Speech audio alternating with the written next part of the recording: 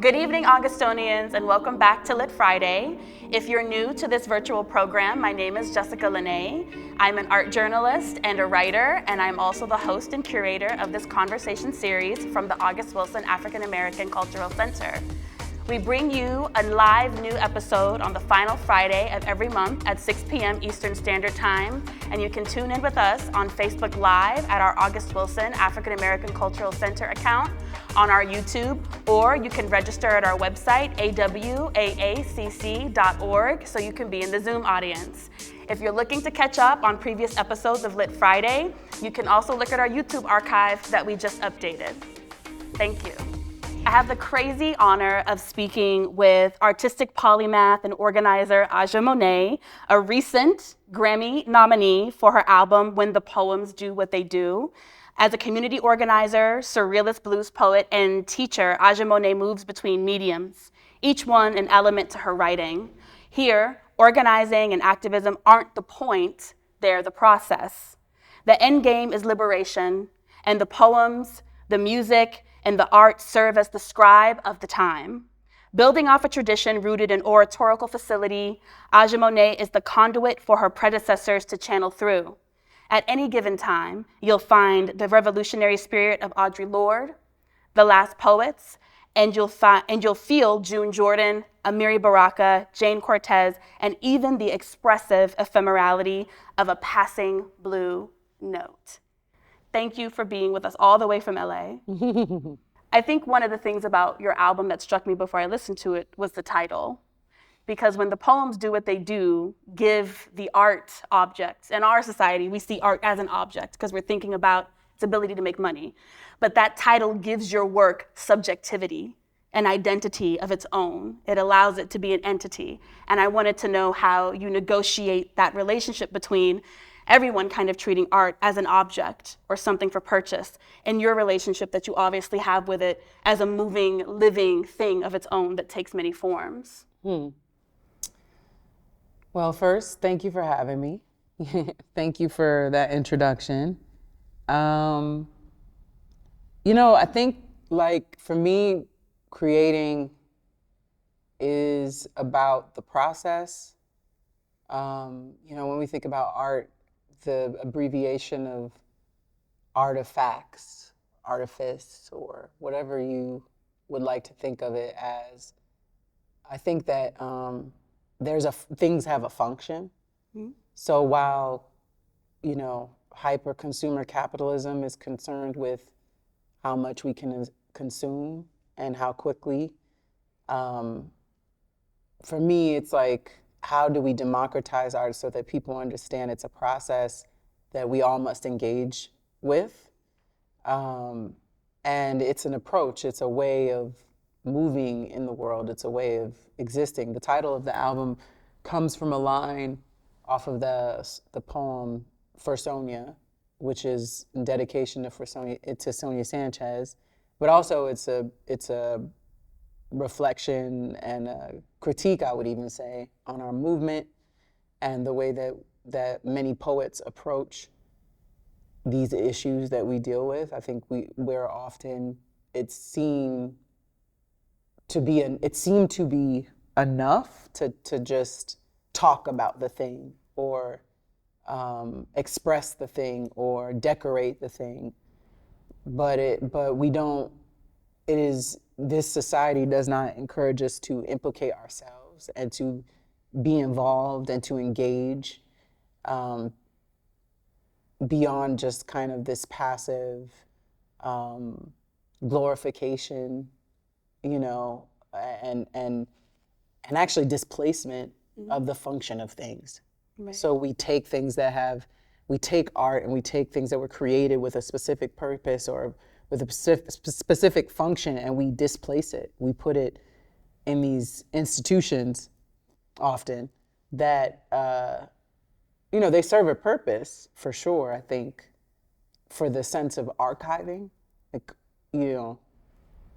Archival documentation, archiving is so important. But if you're creating art or you're consuming or ingesting art just for the sake of the productivity of it, I think it loses its significance. Could you say more about the critique you mentioned? Because I think I've heard this conversation in Black poetry circles quite a bit, where it's, what are we doing if we're constantly all reproducing the same horrific scene and reproducing the injured or the dead Black body in our work, because that's what is consumable to the majority of audiences that are reading the work, which are usually white audiences. And I wonder if it's tied to that. It's a question I've definitely had, but haven't really come close to an answer about as much as I've thought about it. So I'm thinking about that aspect of the critique of what poetry has become, right, in its marketability, its ability to draw. Well, I don't know if poetry's become much in terms of its marketability. Poetry has never really been, I don't know what poets you look to, but there's not many poets really, selling off the shelves crazy, But poetry's always kind of been the obscure to the margin art form in relationship to a lot of other art forms that are a lot easier to market and for people to consume. However, I resent the term like Black bodies and people consuming things around that. I also don't know that my demographic is majority white or that it's majority white people consuming poetry. I think that's a myth. I think it depends on who the poet is and what they're writing into. For me, I think I make all people feel something, and even if it's discomfort, the intent is to remain as authentic and true to what I feel and communicate that. I'm in the business of, goosebumps. I'm in the business of, heart racing. I'm in the business of, hair standing up on your arms. Like, that's where I live. And I think that that's what compels me to write. Those are the moments that I'm, or I'm just living in it so much that those things stick with me and haunt me to the point where I must put myself down and sit somewhere and get it out. And so as long as I'm staying true to those things, I think that that's what it's about. In terms of that poem for Sonia, when I talk about it being a critique, for me, it's, I talk about, people fetching for awards and people fetching for, just that what does it mean to be a poet if we're not feeding people freedom? Like, if the goal isn't to get people to feel a thing, to experience a thing that then as they aspire to that experience in every other facet of their lives, that they demand beauty, that they demand sensitivity and care and emotion and concern in every facet of their life. Like, if that's not what we're trying to do, then what are we doing? If we're not, also part of the critique was that I was really depressed and going through a depression around being what it is to be an organizer. While I am a poet, I was deeply engaged in organizing and witnessing the despair, the depression, and the suicides, depending on if you call them a suicide or you would call them a murder, just at a different hand of the state. There is the bullet to the flesh. There is the brutality to the body of a Black person, but there is a psychological, emotional warfare that we are engaging in, and that's really the frontier, the final frontier of our struggle. So to me, I think that the poet is really crucial to that struggle, to that battle. And so my critique was just like, what are we doing? Our people are getting burnt out. They're worn out. Most of us are finding ourselves discouraged, not with the ability to keep going. And we look around and we have no place where we can see people with integrity taking a stand and saying, no, I will not take that check no matter how sweet it sounds. No, I will not, align myself with that institution no matter how much they try to sell me, because it's a direct confrontation with the values that I claim to care about. And so I think, I don't want this to become my Cat Williams part of the interview, But there's a lot of people who get away with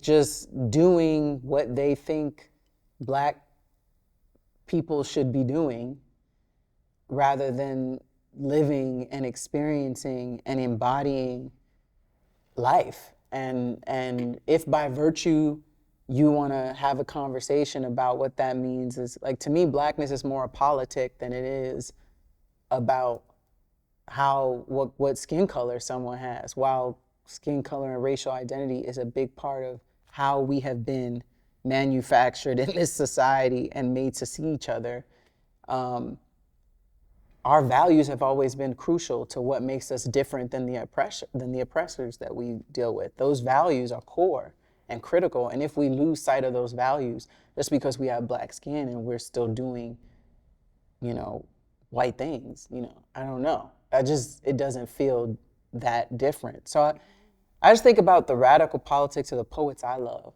and I come out of a movement, I come out of a legacy, out of a tradition.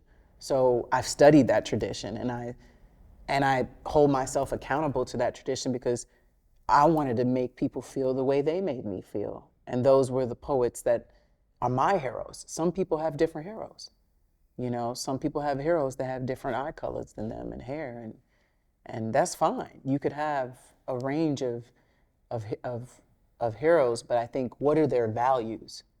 What are the actual things that people show, and how they show up in the world, and how do they show up for each other? How do they show up in the difference too? Because we don't need to organize ourselves just around sameness and how much we like about each other. We have to organize, especially when we find ourselves in struggle with each other around our differences. Those are the moments that intimacy is born. Those are the moments. Conflict, I always say, conflict is the highest form of intimacy. It's only until I'm in real conflict with you that I understand how to touch and reach and hear you, and to really be present with you. It's how I learned more deeply to be present, beyond just like, oh, we're in agreement and I'm sure you agree with what I think. I don't think that's useful. So yeah, I look forward to poets who make me feel the things that my elders make me feel, a sense of truth, a sense of like grounded in a tradition, and a hope to pull more people into that tradition. That makes me think of the Bernice Reagan essay that's in the Homegirls anthology, and thinking about coalition, right? And without coalition, which is what you're talking about, coming together in the differences, getting to the hard part, actually being vulnerable and talking about the psychological blockages we have to honoring those differences and holding space for one another. And I wonder how this aspect of coalition, because it's one of my favorite parts of your bio, this idea that organizing and activism aren't the point, they're the process. And I think coalition is a great part of that. And so I wanted to ask a question about this process of organizing, the act of coalition, and how that gets you to inspiration, gets you to the page. Well, I've always felt a part of, like, my creative process has always been being a part of community and seeking to belong. I've always wanted to just, maybe not necessarily want to belong, but have had a desire to feel a feeling that I vaguely remember in the depths and the corridors of my consciousness. I aspire to be remembered, or to be in remembering, and I think that comes back from, I think all of us have some core thing that we are brought into this world knowing and experiencing and feeling. We come from this cosmic awe, and I think once we're all longing to return to that cosmic awe, to have this sort of awareness, or this sense of just being, and I think that is, maybe it's a way of being, maybe it's a presence, it's an awareness, and I think when we find others who affirm that cosmic awe, we build beautiful things. You know, great things are born of that lovemaking. And I think that anyone that is truly living with a presence and awareness of that cosmic awe is seeking others who are enthusiastic about that co-creative, collaborative process. You know, we have trauma. People are built of many different stories and experiences, and there are things that have harmed us, and we carry those things with us that hinder us from seeing or believing we're deserving of one another or of care and kindness and consideration. But it's our obligation, our responsibility to heal.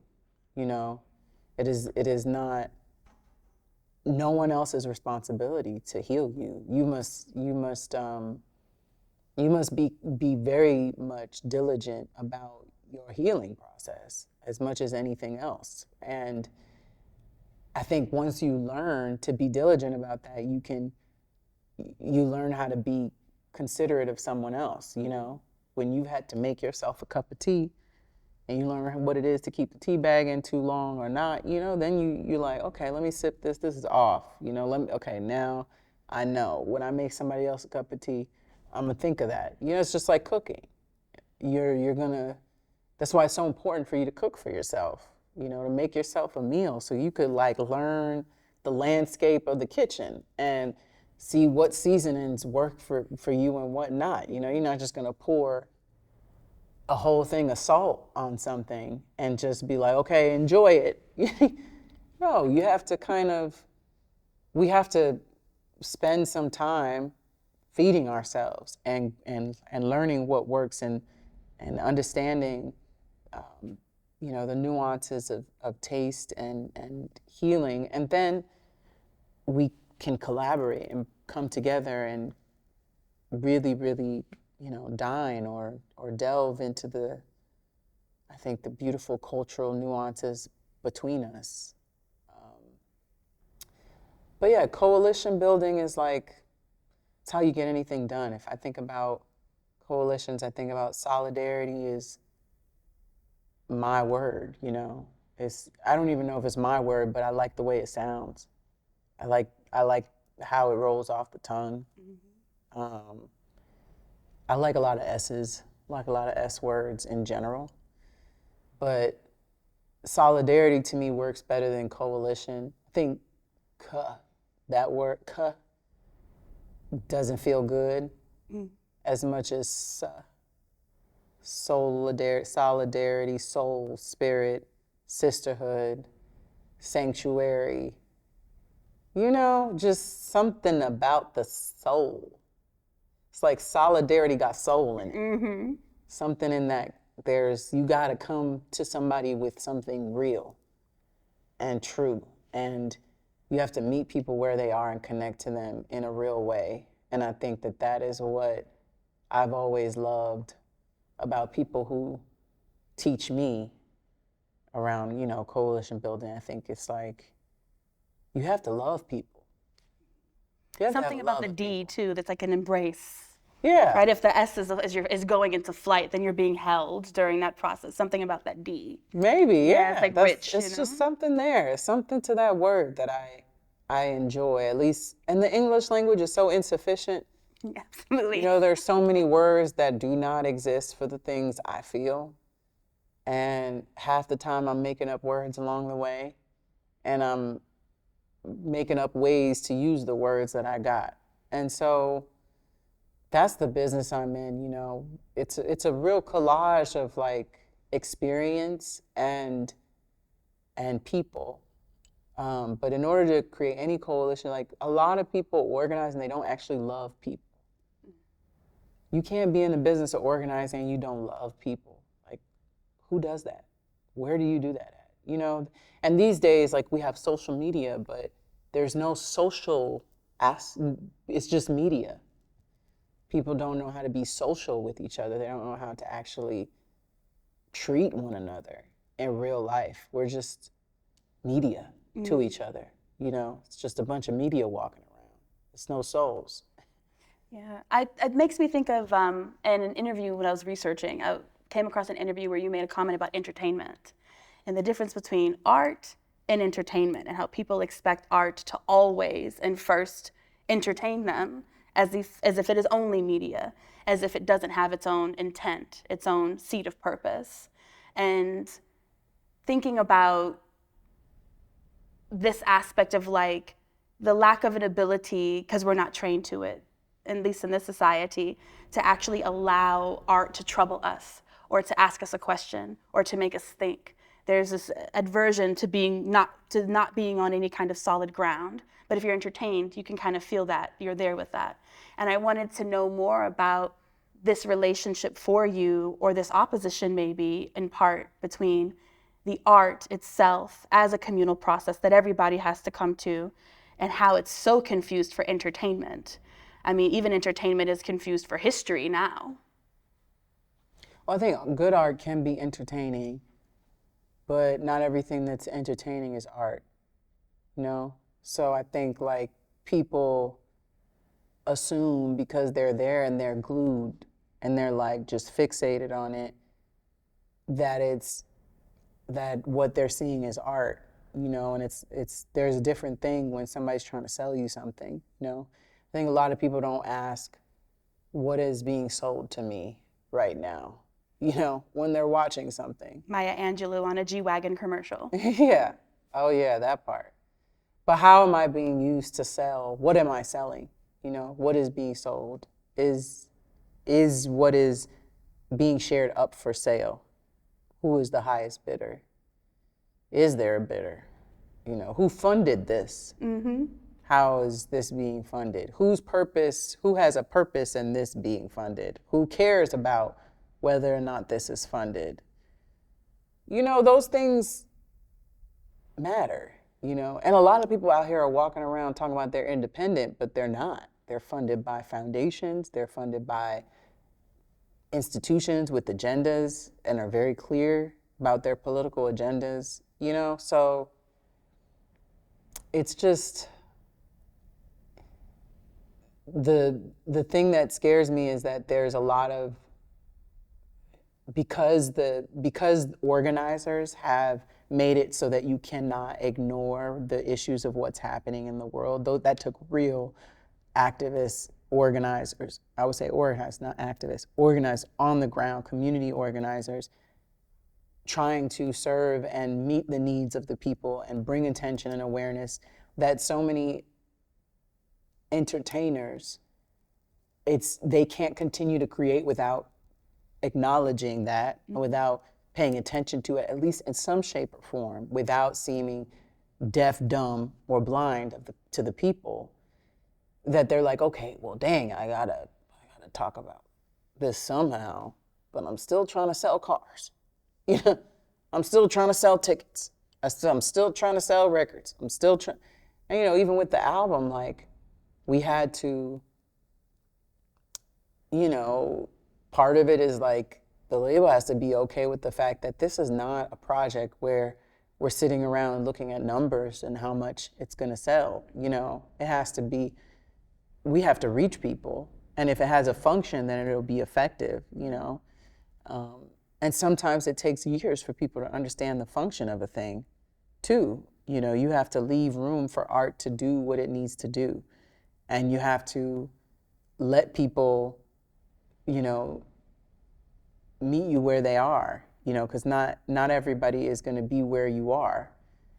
But our hope is that we can elevate the consciousness or elevate the cultural landscape by way of introducing not even just our own work, but the history of our cultural production and what we've done. You know, this is why cultural work is so important, because it's labor and it's seen as an actual practice that has values, and it's accountable to community, and it's accountable to movement, and it's accountable to there's historical precedence for it. So you think about someone like, you know, Amiri Douglas from the Black Panther Party and being the Minister of Culture, like, there's a specific function to serve the people and the people's needs. And so if he's not selling newspapers. It's not like he's like, well, damn, newspapers aren't selling. The idea is, how do I become more effective with the art so that we can reach people? And then also, how do we understand that there are many factors to why people can't afford things?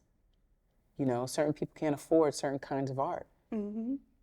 And what are we doing as artists to make art affordable, to make art accessible, to make it so that our careers aren't determined based off of a few wealthy private collectors or foundations that can say, okay, this is valuable, let me put, you know, thousands of dollars behind this thing. And then you have all these private people who have access to such a rich cultural tradition that the people don't even have access to.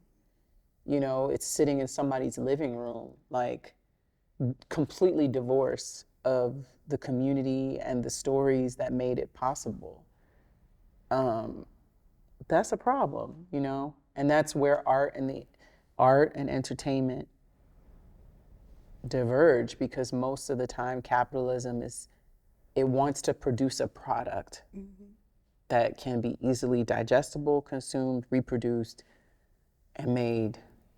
So if you're a one-of-a-kind artist, that's a real conundrum for the capitalism production machine, you know? They want to make $1 million of you if they can, and they'll do as much as they can to reproduce you. And if you ain't budging and you tell me you don't got a number, what's your number? And if you say I ain't got no number, they're gonna be like, I'll find somebody with a number. And that's the heartbreaking part. It'll be the same ones that you was mentoring or you were friends of that you helped lead or raise or grow up, and they like, well, I'll take it. You know, that's the actual heartbreak, you know? Because some of us try to stand on values and say, okay, these are the things, but we don't stand behind each other when we do that oftentimes. We don't say, okay, you know, I mean, this is one example, but like Kaepernick went, you know, this is the most extreme, but like Kaepernick's only as powerful as the teams, the community that stands behind him, the people that say, no, this isn't okay. It's not the old Martin Luther King, Malcolm X model don't work. It worked at that time, but it's not effective now. We don't need one individual savior to kind of galvanize all of our problems into and then be like, okay, you solve it, you know, or you do the right thing. Most people these days, especially kids, they look at a Kaepernick and they're like, well, you see, he stood up and look what happened to him. He ain't played again, so I ain't never gonna say nothing. And the only reason why that happens is because other people saw it happen and did nothing. And it's the same thing that's happening with Palestine right now. Absolutely. You know, if everybody said what they saw with their own eyes and acknowledged what they know is wrong in their heart and named it, and we wouldn't be sitting around tap dancing around genocide.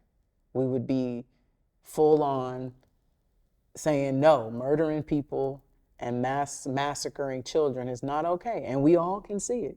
We can see it because it's literally being broadcasted, live streamed by the IDF soldiers into all of our phones, you know? So what are you talking about now? This is if you don't have power over your own sight, vision, and mind and heart, then what do you have power over? You want to tell me you're a man? You want to tell me you're a woman? You want to tell me you're a person, you're a human being? You a human being? Are you? You sure? You sure? I don't know what you are, but that ain't it. You something else. And there's a lot of people walking around as something else, proclaiming to be real, and they are not real. And I think so much of the human experience is subject to this process you've outlined for us, right?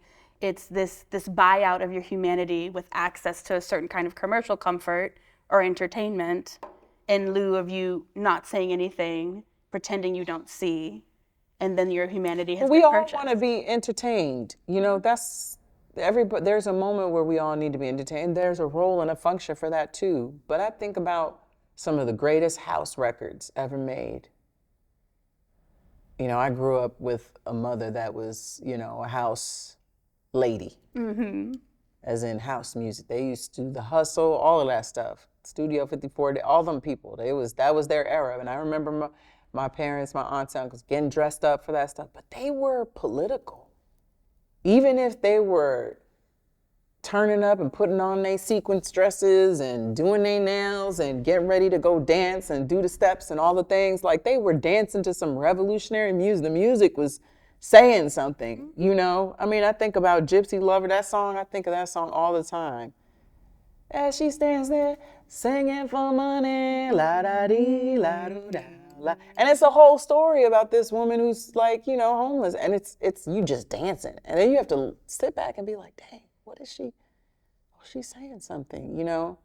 I think there's a way, though that's the real gift, you know? There's a way to kind of, to still have your gifts and be talented and lean into, I mean, that's like, that's magic, you know, when you can be in your fly and in your gift and in alignment and still maintain your core values, and make sure that that's never compromised, you know, that is a part of how you create and why you create.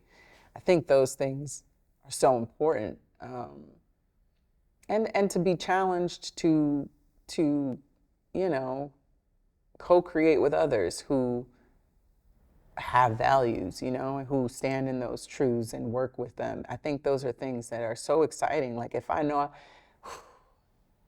already walk into the function, I'm like, okay, you see a genocide? Okay, cool. Me too. Okay, now we can go on. We could talk. I don't gotta walk around weird, feeling on, you know, it's like, it's, okay, you know they tripping? Okay, we both okay, so we see it. All right, let's go to the next thing. Like if that's where ground zero is, if we can just agree on some truth, on some basic truth, imagine what we can create, you know, when things are created from the foundation, from truth being the foundation. Just, that's powerful. There's so much that needs to be done from that place. And I think there's people doing it. I just think what gets broadcasted and shared is often not in our control and our power when it comes to certain services and institutions, et cetera. But the people have the power. The people have the power to say, we demand all these paintings come off this wall, and all this other stuff comes in here. We want to do, you know, I don't know, grassroots political organizing in the museum gallery. You know, whatever it is that the people have so much power, and I just wish I wish we created art wish more of us created art that encouraged people to really love themselves, you know? I'm also thinking about this aspect of like the jam session, like listening to the album like multiple times. You start to listen, you listen more and more closely until you can hear people in the background making comments behind the singing. There's an encouragement, there's someone listening and you hear them, they're listening to the response. So it's not only that they're in it and collaborating with you and creating it, but they're also vulnerably experiencing it in the sonic world that you've created.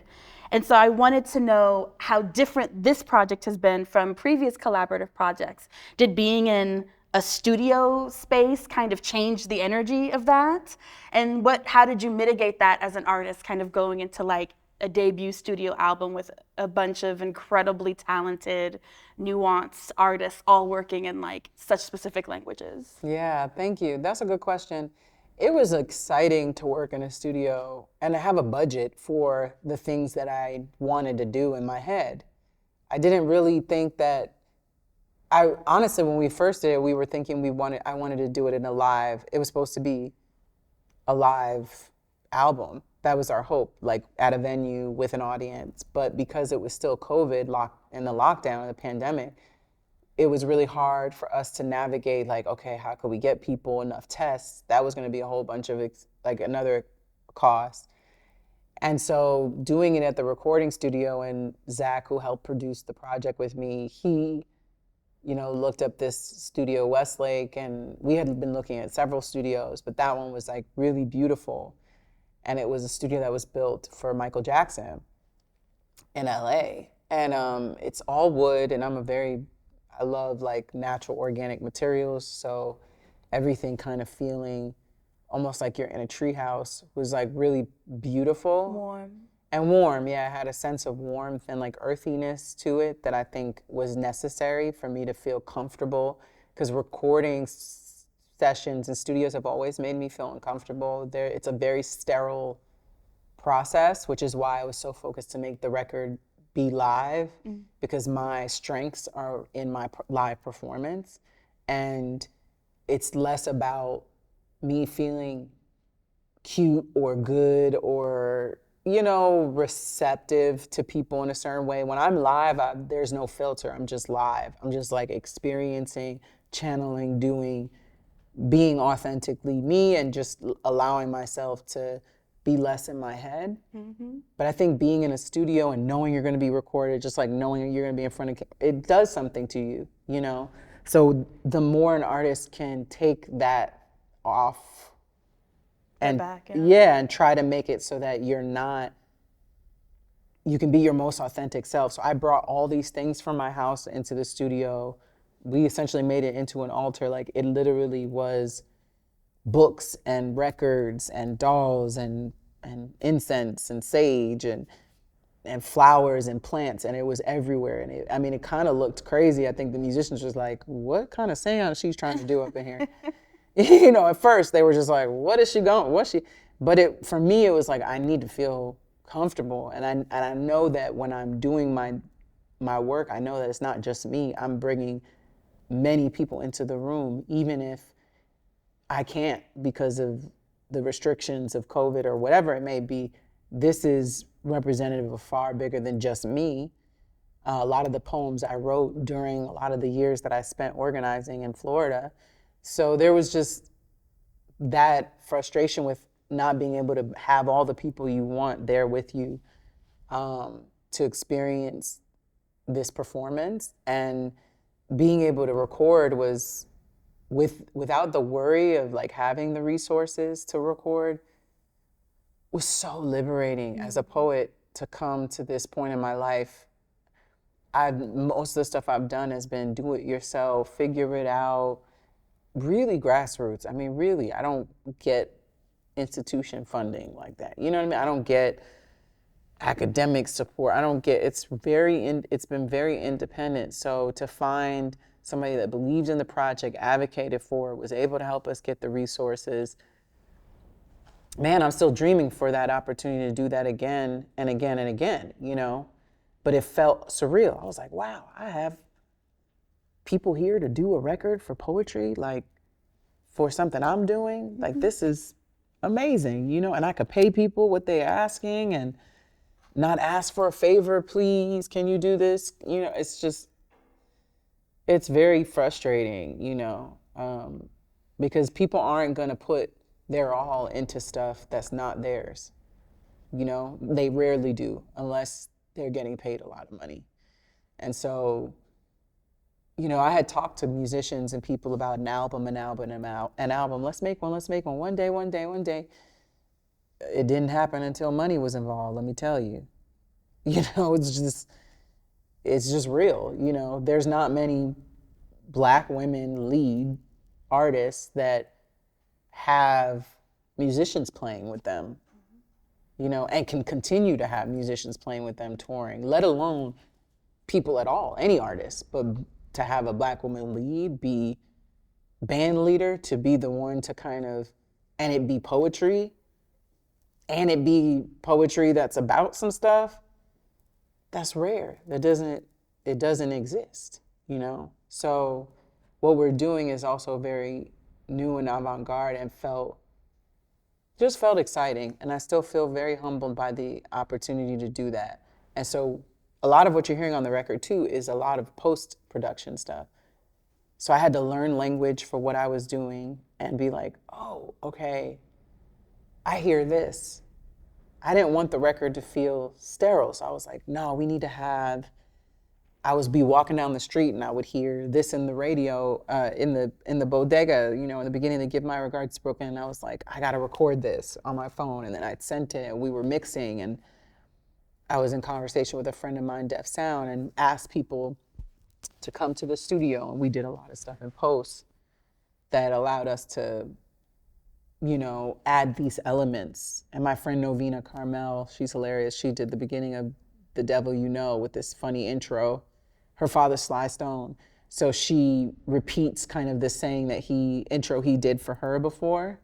And it was like this whole, it's these little like, how do you say, little notes of pockets of kind of like love and intention that I'll be able to look back on the record years later and be like, oh, remember when so-and-so was in the studio and we was laughing about that, and then you can hear it, it's in the record. So it's like, it's a stamp. It's like a stamp and an archival of a time and a moment in our world's history, but in my history that I can never relive or redo. And now I have this incredible, beautiful musical document to share with people.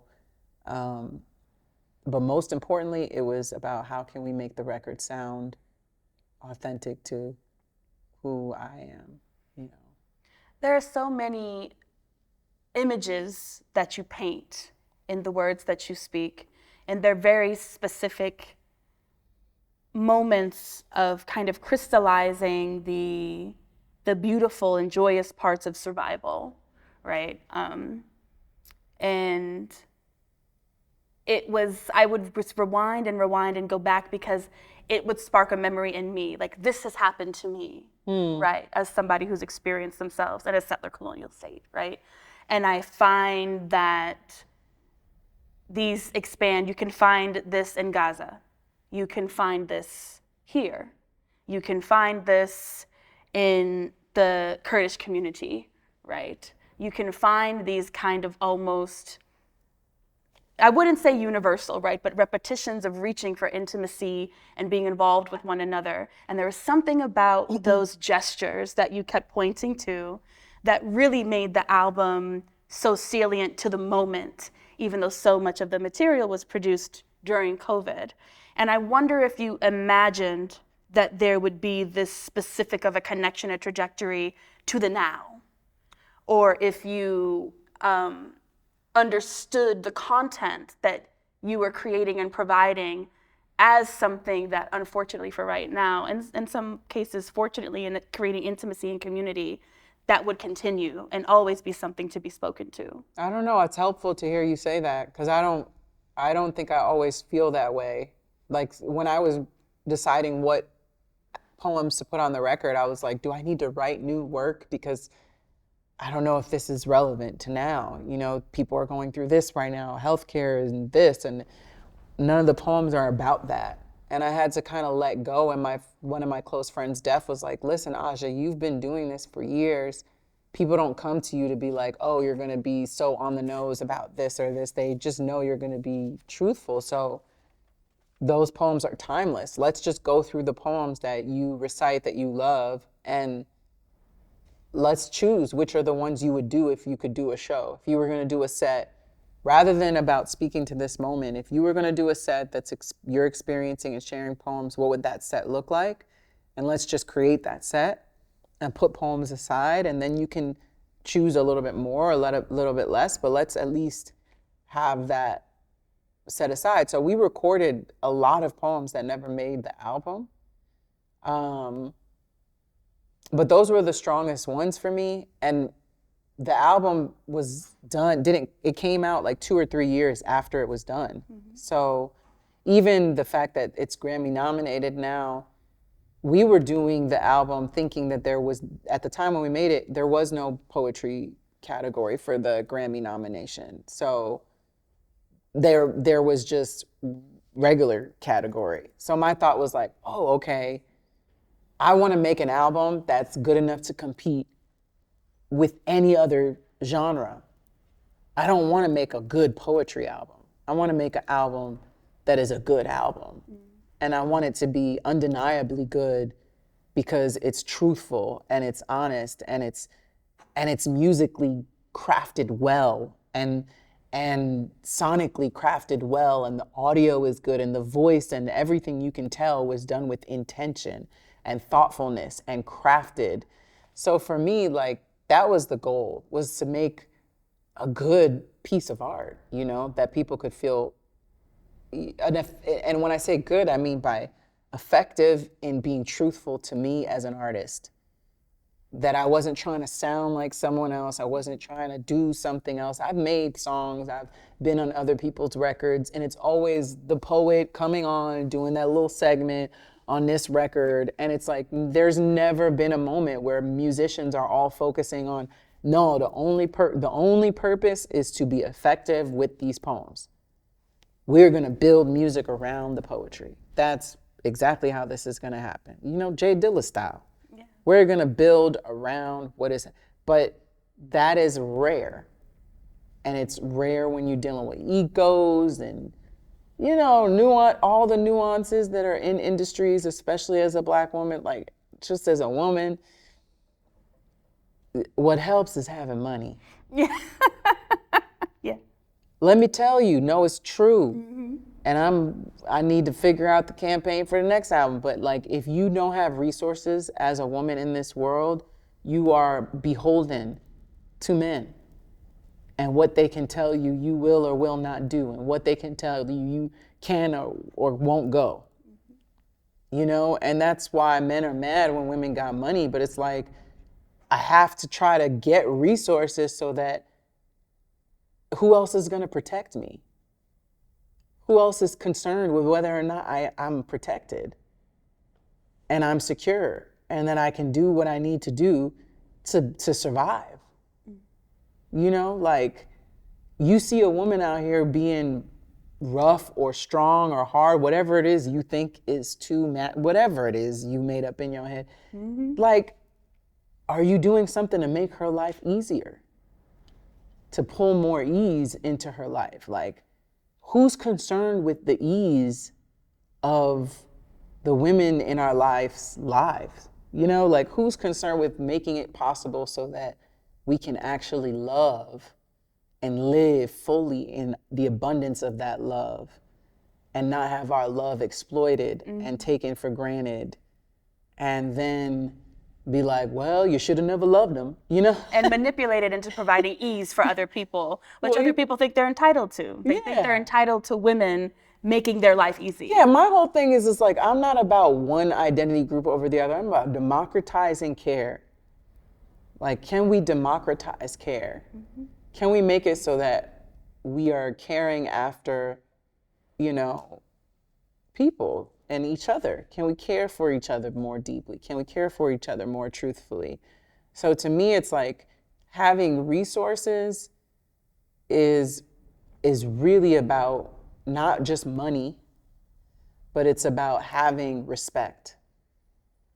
Having people's respect to believe that you are worth their time, you are worth their sincerity, you are worth their integrity, that you're worth their protection, and that you're worth ultimately their love and devotion. And sadly, in this country and for many places in the world, the one place that people recognize, the one thing they recognize as worthy of their attention, time, care, and consideration is money. Mm. You know, that becomes the measure. Nobody says, well, you know what, Asha spent this many years devoted to the movement and sacrificing and doing this, that, and the third. You know what? I'm gonna make sure I show up and do whatever is right by her. I thought that was gonna be the case. People don't have values no more. Mm. Some people do. I'm not saying that I have a lot of great friends and comrades in my life, but there's a lot of people, like, if you see somebody trying to do better in the world and knowing that they're taking a stand and that they're making sacrifices in their life to make life better for others and to work and collaborate with other people, please make their life easier a little bit. Do whatever you can. You don't gotta love them, you don't gotta agree with them, you don't gotta, but just don't make it harder. Mm. Just don't make it harder. And if you can't help them, say, I can't help you. But don't make it harder. And don't be phony and fake about what you can do when you're not trying to do nothing. Just look out for each other. Like, we should be looking out for each other because life is hard enough. Exactly. It's hard enough. You know, that's just, you know, my little spiel. I'm a rambler, but it's just like, you know. What do you do to rest, Aja? It seems like you're never not in the field. What do you do to recover? I'm always not in the field. What do you mean? What do you do to recover? No, this is the thing. No matter where I am, I'm caring about the people I love. That's all. The only difference is I could be sitting on a beach drinking a lot. I don't know, I don't know. I could be doing a lot of things, but it lives with you. It's not where you are. It's just who you are. And for me, I care about people and I love people and I just love. I'm not going to judge it. I'm not going to put a name on it. I'm not going to say it's this or that. I just love. I love so lovingly. I love with all of myself, my being, my entity, and I love loving. That's it. It's just, I love to love. And sometimes loving, you know, you get some hating. You know, when you loving hard, you get to deal with my elder, my pops, Abio Dunawole from The Last Poets. He said, if you want to see how ugly the world is, place something beautiful in it. Mm-hmm. And I've never heard a truer saying. You know, I've noticed that when I pour more love and light into the world, you can see a lot of dark. You know, a lot of dark can be revealed to you. So I try my best to do things that bring me more love and light. Like, it could be traveling. Traveling is a big way if I have the privilege to and the ability to, traveling to see people I love. Most of the people I love live all over the world. So having the ability to see them and spend time with them, eating, food is a big thing. If you want to get me anywhere, it's got to be food, but it's got to be good food. And it's got to be healthy food, okay? Mm-hmm. Don't be trying to be like, oh, I got to take you to Olive Garden. No, it's not going to be. It's like, that's not it. Food, a home-cooked meal is probably better than anything. Something that's just somebody made with love. Anything made with love, you know, and intention and skill. Skill. You got to have some skill, I'm sorry. If you made a sandwich with love, I love you, but I could do that on my own. All the tomatoes are different sizes and it's uncomfortable. I mean, some people might be really it might be some crafty sandwiches. I'm not gonna hold you. It might be good, but yeah, food, rest, laughter, film, television. I don't really watch television. What am I talking about? Films. I love films. I love art. I love artwork. I love going to places to see and experience art. I love live music. I love dancing if the music is right. And the ocean is probably the place I just love swimming. So one day I'm probably gonna settle by an ocean somewhere with warm weather, if I can. So the Grammy nomination. Ooh. We've talked a lot about institutions, this idea of people crafting their writing life or crafting their artistry around the attainment of certain goals, right? And you made it clear, you're like, there wasn't even a category for spoken word when I started this album. We've talked about values, we've talked about politics. How does this event, this nomination, situate itself in your world for you as an artist? I'm excited about it because I remember seeing the Grammys as a kid, and if only for my infantile self that remembers watching like historic, monumental, critical social moments that we all look to and like, remember when so-and-so said that on the Grammys? You know, I think about Prince, some of the most iconic things ever said at an award ceremony, you know? And I think about the fact that it matters to other artists a lot that you have something to determine or measure the legitimacy of your craft. That as a poet that does what I do, there's not many places I can go and people can say, hear a title that I have, and it automatically let them know that I am really qualified to do what I do. Not only am I qualified, I've been doing it, and I'm one of the best at what I do. And so there's not many places to do that, because many of the institutions that reward or acknowledge poetry accomplishments are rooted in a very specific Western European literary measure of poetry. What's dope about this category and what JIV was trying to do in the Grammys is that it's an avenue for people who really care about the oral tradition and the musicality of the oral tradition and what that means for us as poets. So it can affirm it in a way.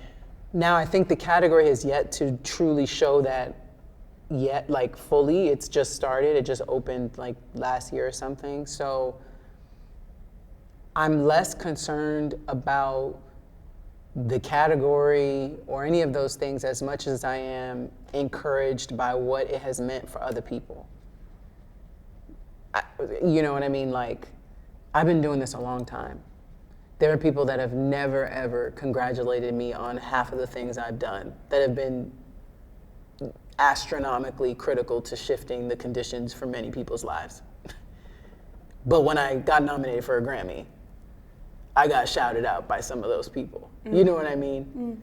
There are people that know I've been keeping my head down to the work, committed, doing it, putting out, you know, sharing, showing up, all the readings, all the recitations, growing my craft, you know, teaching, workshops, all the things. And I'm not the only, there's many. And there's not many places where folks can look at you and say, yo, I see what you're doing. Keep up the good work. Like, we're rocking with you, you know? And now I've heard so many people say that to me. That is what feels good. That's what's exciting. I'm like, oh, okay, you fuck with me, cool. Is it bittersweet in a way, though? I think it's bittersweet only because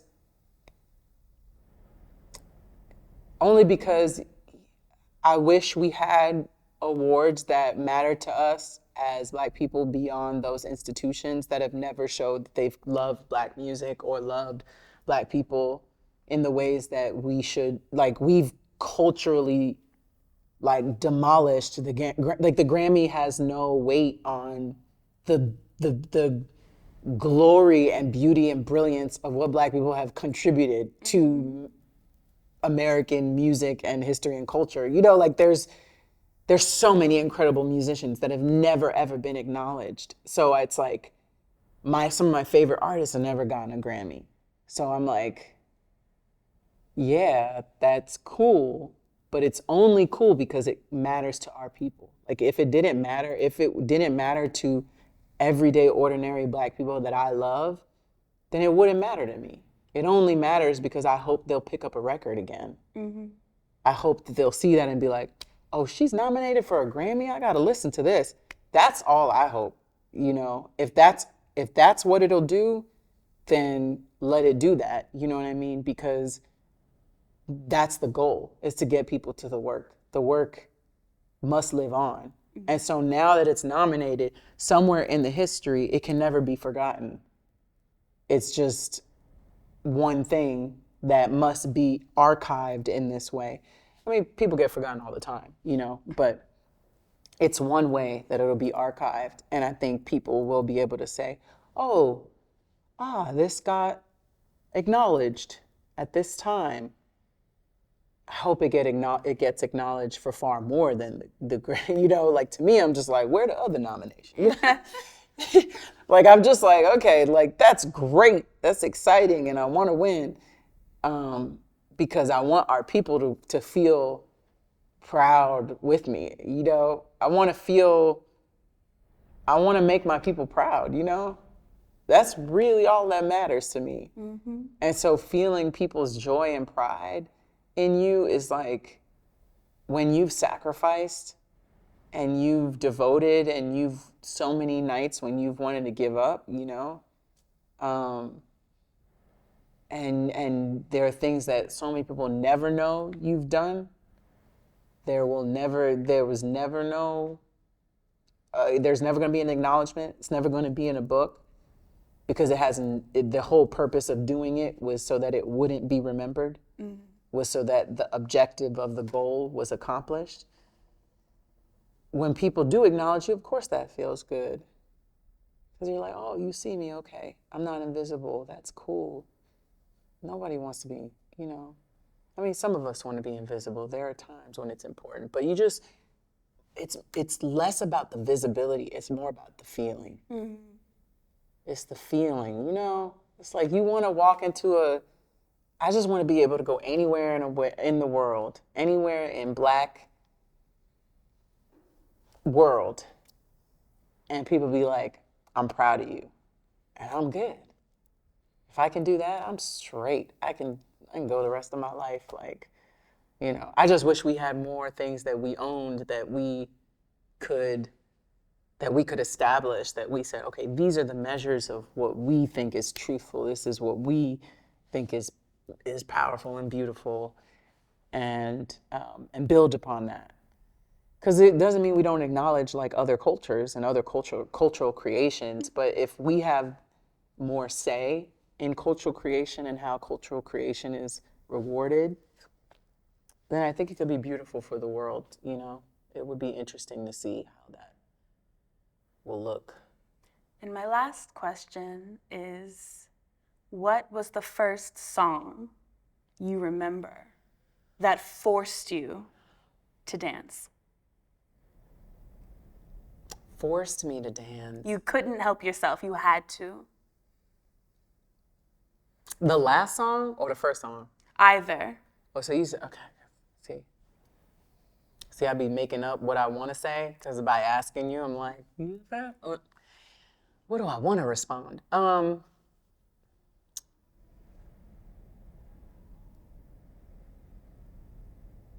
know what? I don't remember the first, and I don't remember the last. Mm. But what I do remember is anytime I hear Afro beats, I'm going to the dance floor. Yeah. You're like, excuse me? Like, shout out to Ghana, Nigeria. I'm a piano, South Africa. Yes, you know what I mean? Yeah. Like, shout out to the African continent, and what the African continent is doing in the cultural landscape is untouchable right now. It's untouchable. I'm sorry, I'm Jamaican, and my Rastas was like, it don't got nothing on dance hall. Yes, it does. I'm sorry, dance hall, you taking a sidestep, baby. I'm sorry, it's not killing. It's not killing like it used to. You gotta, I'm not saying my reggae and my dance hall ain't got what it needs to, but shout out to the continent. The continent is getting us to dance. I just hope we could put some cultural, political nuance up in there, plant some seeds for the people to get some pride and some courage. To stand together and to fight for things that are right, because what's happening in the continent is, we talked about Palestine, but what's happening in the Congo? Sudan. In Sudan, yeah, but in the Congo, where people speak many African languages, mm-hmm. and practice African religious traditions and have skin darker than night, where we forget and ignore and shut the cameras off. Big ups to the continent, and which is really the source of everything, the source of who we are, the source of all of our cultural productions. That's a big part of the album. The cover is in homage to the continent. And we have to lift up the fact that Africa is making it undeniable. The continent is making it undeniable for us to pay homage to where it all started. Mm-hmm. So let us pay attention and let us do right by each other and go. And if we're going to go back to the continent, we have to create with collaborative, listening, humble intentions. But yeah, you see how I turn that? I'm always going back to the politics. But yes, that's where I dance, is when I want all of the Afro beats parties all the time to dance. This is just great. Have you been to the continent? Not yet. I hope Not you yet. have. Y'all been? Y'all been? You been to them parties? What continent? What country in the continent you went to? Okay, you never been to a party in South Africa? Damn. Yeah, and did you fall asleep at any point? No. Exactly. My test of whether or not music is good is if from the moment it is playing to the moment it's finished, you are dancing. There is no moment where I'm like, can't wait for this to be over.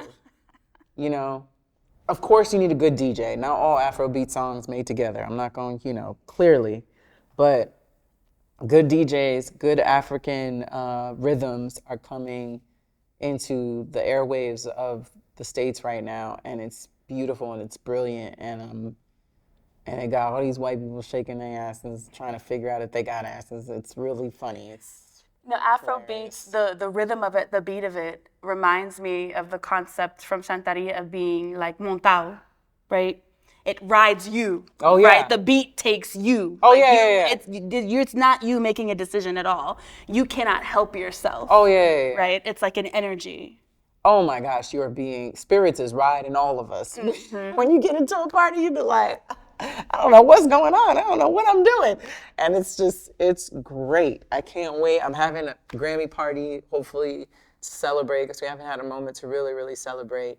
But that's also something I want to think about, is like the next work is like, how can I get to a place where poetry can bring people into those other parts of myself that are true and exist? Because I'm actually a teddy bear, I'm a lovely person and very, and a romantic at heart, and very much someone who loves to dance, to laugh, to have a good time.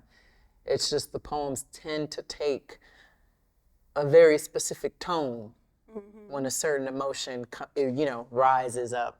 And most of the time, when I'm asked to do poems, it's in spaces where, the times are so urgent and the experience is so